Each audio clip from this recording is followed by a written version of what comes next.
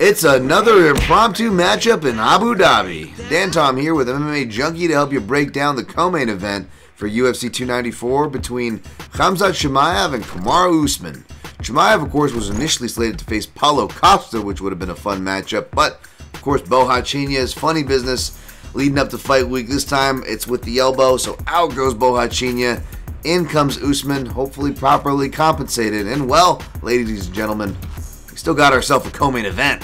At the time of this video, the odds makers and the public are siding with the younger man Chimaev in the favorite position in the neighborhood of minus 295, with the comeback on your underdog Usman in the neighborhood of plus 220.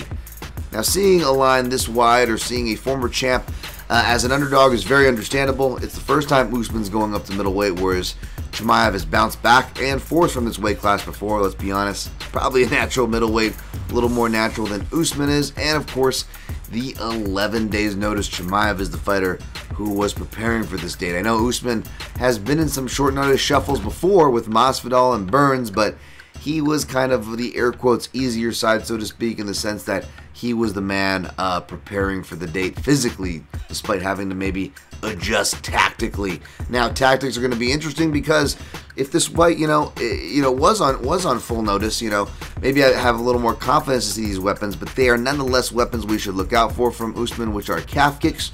We saw Burns have some success with that early in his fight with Chimaev, and as well as checking shots. Obviously, Burns is our main striking sample, who I and really any of us can reference unless you've been in Chimaev's training sessions, which those aren't fights, so we got to go off what we've seen in the actual fights. And checking shots and even a well-placed jab here or there can do some damage, which, can be an MO of Usman.